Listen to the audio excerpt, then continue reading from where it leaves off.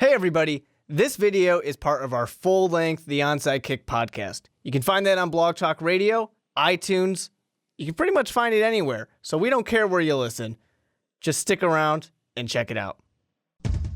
This podcast is brought to you by Most Valuable Podcasts, leading the league in podcasting entertainment.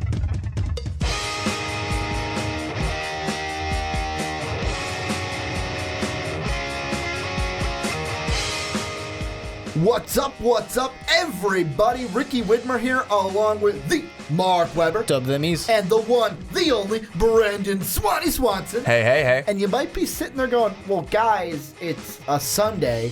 Why am I seeing a special football video on a Sunday? Shouldn't you guys be watching games? Well, it is Saturday as we are recording We should probably be asleep. And Saturday night, yeah. Saturday late night. It will be Sunday soon. It will be in a few hours. And we decided, hey, you know what? Todd McShay came out with his first mock draft. I came out with my first mock draft. Let's do a special onside kick draft special to officially kick off the year. We are officially kicking off the draft season. Today we're going to be talking about a bunch of draft topics. Joe Mixon, going to be looking at Jabril Peppers, a little Leonard Fournette, some quarterback situation.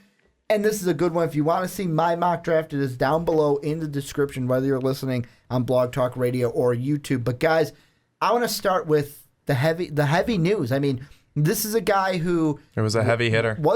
Literally a heavy hitter. Wasn't in my mock draft for the first round. Wasn't in Todd McShay's first round mock draft.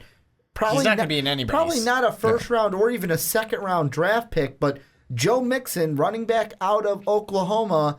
Video has surfaced of him punching a woman in the face where I believe it was when I looked at it on Deadspin, their little Facebook post was he punched her so hard that he broke bones in her face. This is not a good thing for a athlete who entering the draft, probably to me a third to fourth rounder right now early on in the process. I'm going to ask you guys, and I'll go to Brandon first actually here. What do you take from this? As we kick off draft season, that something like this for a draftee drops and basically lays a bombshell? Well, it's not good. I mean, it's certainly not good. I think that, whenever you're going into the NFL draft and you're saying you're gonna leave college, you're gonna head to the draft, but I think that is it's almost like when someone says, okay, I'm now going to run for president, all of a sudden they're going to be looking into, what you've done, what your past has been. But they do this for everybody. Everybody that's going into the NFL draft, GMs, and if not themselves, they have people who are looking for these things because they want to know that they're getting a good caliber player. Or in Dallas's case, they just want to know that they're getting a person because they'll take anybody. Can you play football? Cool, Jerry will take you. But I think that really the thing here is character is a huge thing.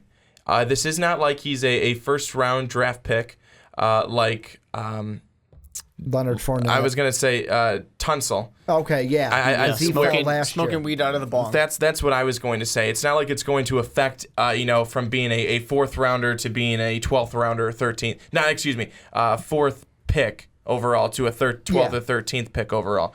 I think that this is not good, though, because it's already showing that character, it could possibly be a character issue. It may be a one-time incident, but I think that still, it's never good when you see that because there's already then a question mark. And you kind of have this bad X, this black X on you as maybe we should stay away from him when, you could have had yourself and given yourself an opportunity to be a little bit better. But this is not good for him because everybody has seen this now, Mark. It's not just the NFL.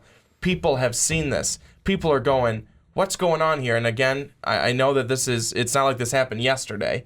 This is something that he had been charged with, a misdemeanor and everything like that. But it's just not good. Well, and that's the thing that just the details about it happened in 2014. He did have the misdemeanor charges, missed the entire 2014 season because Oklahoma said you can't play, but then came back a year later, led them to the playoffs last year, and then obviously had a good season this year. Yeah, I think it's funny. I made the joke before the podcast started that this might be the most popular in quotes, popular that he's ever going to be. The most talked about he's ever going to be. Because I really don't think this kid's all that amazing of a talent. You know, you're saying third, fourth round. I think there's a lot of guys that are going above him. I'm saying that early on, like I could At see the him, earliest. That's where you would have put I him. could see him rising. Like that's the end projection that I could maybe see him if a team needs a running back in the third or fourth round. Yeah, I just think that this kid is now, because it's resurfaced. Now, there's one thing about that. Maybe because it's something that's resurfaced, he can convince a GM somewhere, a coach, that, hey, man, I made mistakes and I put it behind me. I've learned, and now look at how successful I've done and, the good work that I've done from here on out. That's totally possible. But if it has the questions, you got someone who's fallen back to round 6, round 7, I don't think he's necessarily undraftable. Because 2014, people are totally going to forget about this. It's been 2 years. It's almost been 3 years since this has happened. And he's technically already paid his due because he did have that year where he wasn't able to play.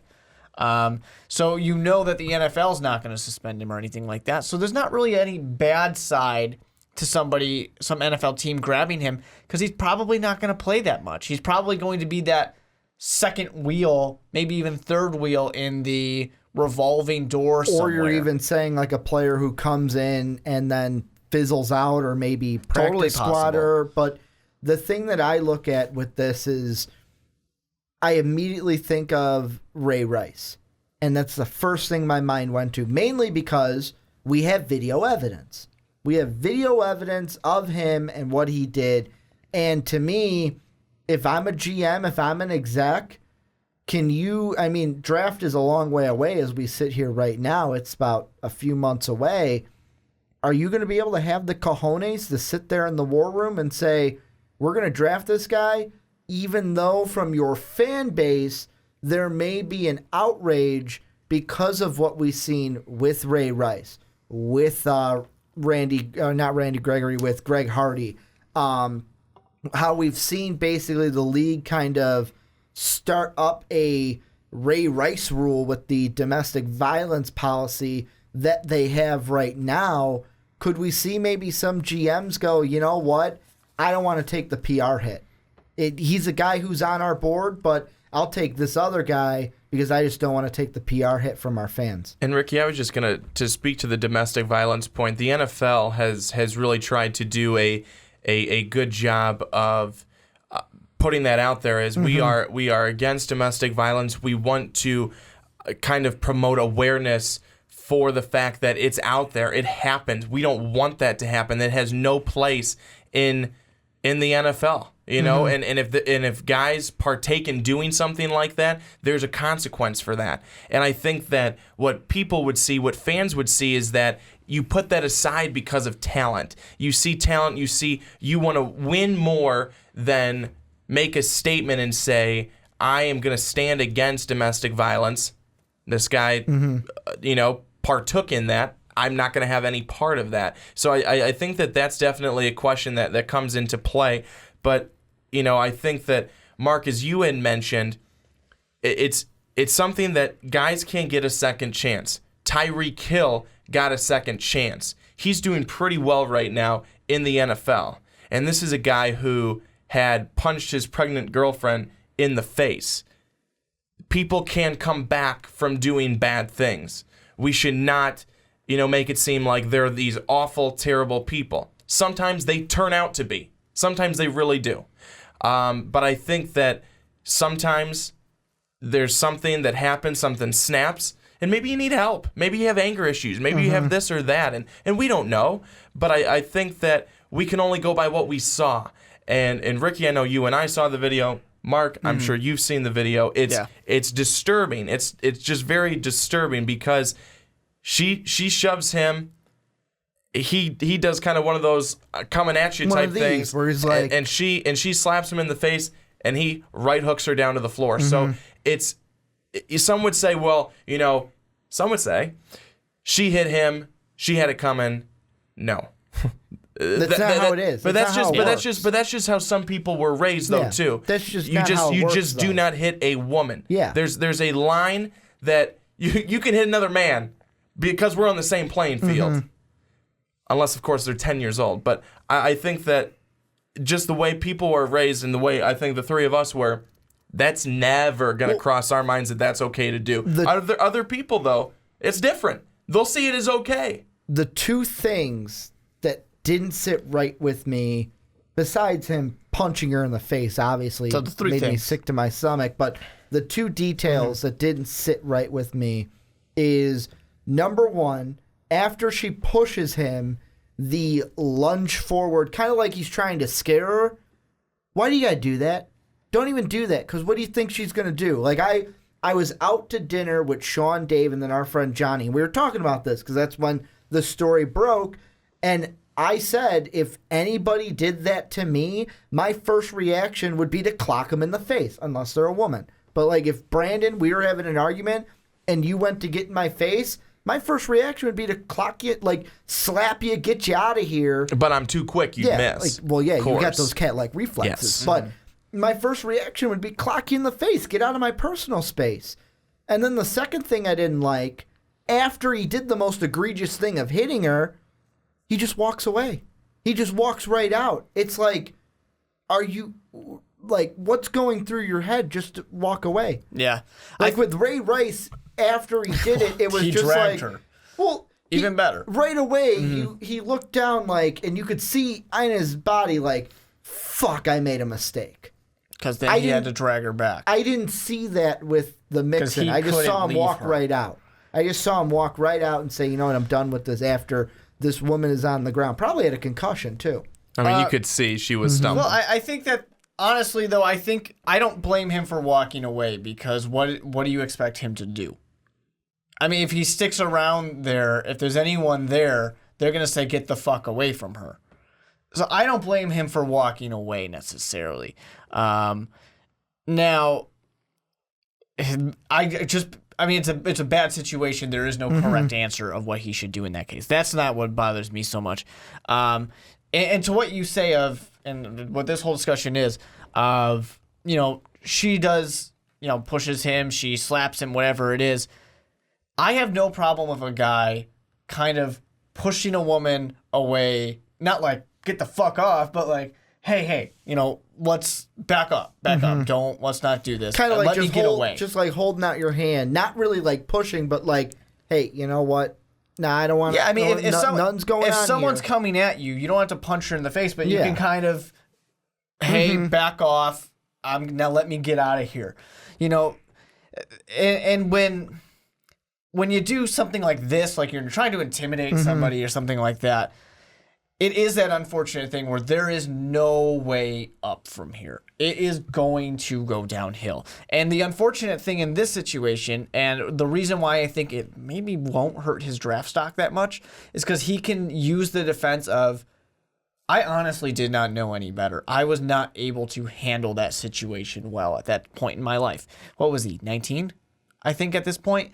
And someone can correct me if I'm wrong on that. But, you know, he can easily say, at this point in my life, I did not know any better. I did not have a better way to handle this situation. I have learned my mistake. You know, I am willing to accept and admit that this is a mistake, and I have learned from it, and now I can handle these situations better. And that's why in this process, I know that Brandon, me and you on the Primetime Podcast coming up this week, we're going to dive into it, and we're going to look at the exact, like, in 2014 when it happened, wasn't kicked off the team. Apparently Bob Stoops, head coach of Oklahoma, was the first to see the video. Everyone's up in arms that he wasn't kicked off the team right then and there. But with me and the draft stock, the combine is going to be very important for Joe Mixon, and it has nothing to do with the drills.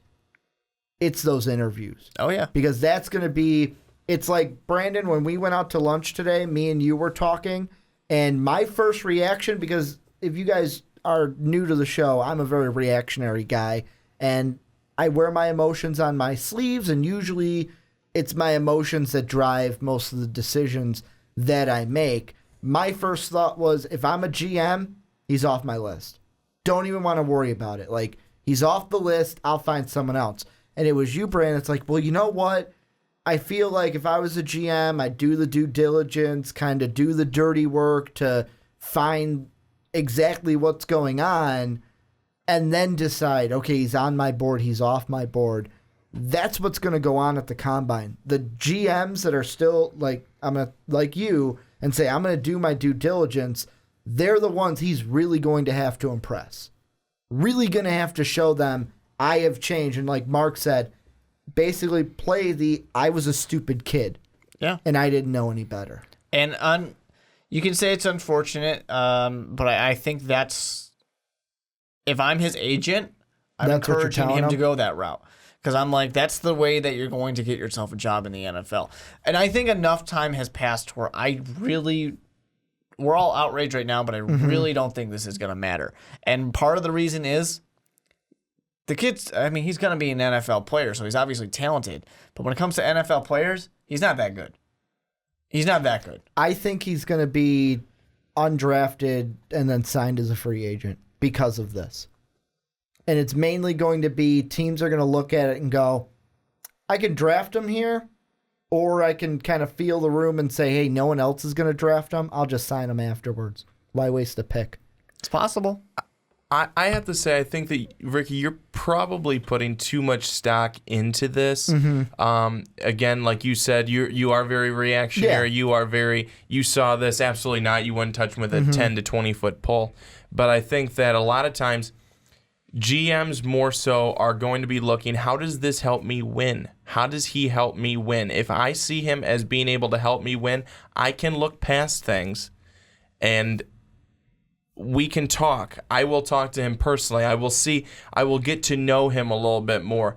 What has he done? What steps has he taken since this? Has he become an advocate against domestic violence? Has he done these types of things? If he's done that, I can assuredly say that he has changed, that he's taken the notable steps to change.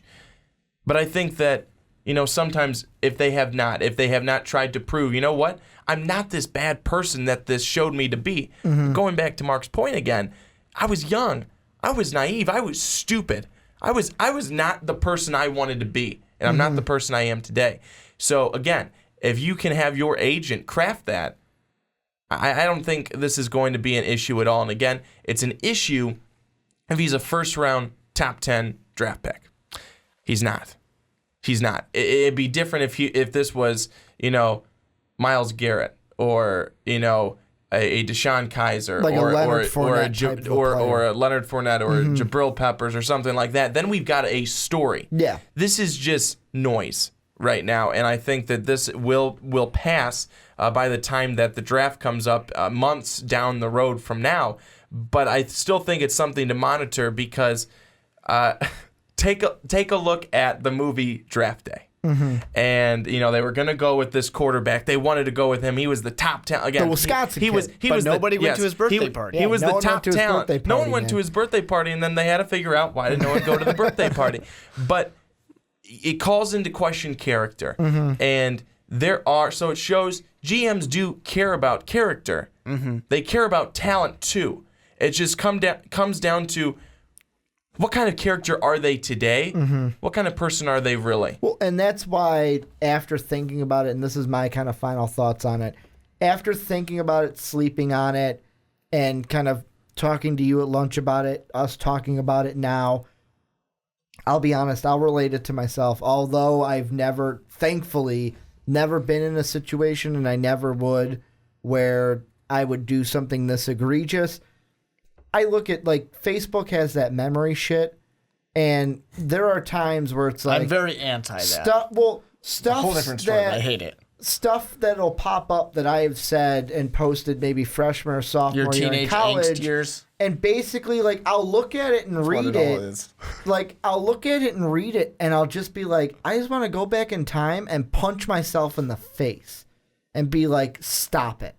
You're a fucking idiot. That's basically what I want to do every time I see those Facebook. So, point of the story is I can see where it's like, okay, it's been 2 years. How have you matured since then? But the thing I'm going to look at is if he's, like I said at the beginning, where if his top ceiling is 3rd, 4th round, if that's where he finishes, then maybe he'll get drafted. He might fall maybe 4 or 5 because of it. Might not go as high as 3, but if he's only gets to like a 6th, 7th round projection, there might be some GMs that are like, hey, you know what? Instead of wasting a draft pick on it, I know a few GMs that are going to pass on him just because of it in general. I'll just get him as an undrafted free agent, and then it will be cheaper that way. Yeah. Yeah, I mean, the only other thing I would add is just that if he's not that great of a talent, there's plenty of people who will go before him. It might be one thing that could honestly just push people to kind of forget him, just to forget he exists, essentially. And before I move on, is there anything, do you have your final thoughts, Brandon? Anything that you want to add to it at the very end, or did you get everything off your chest? Again, final thoughts.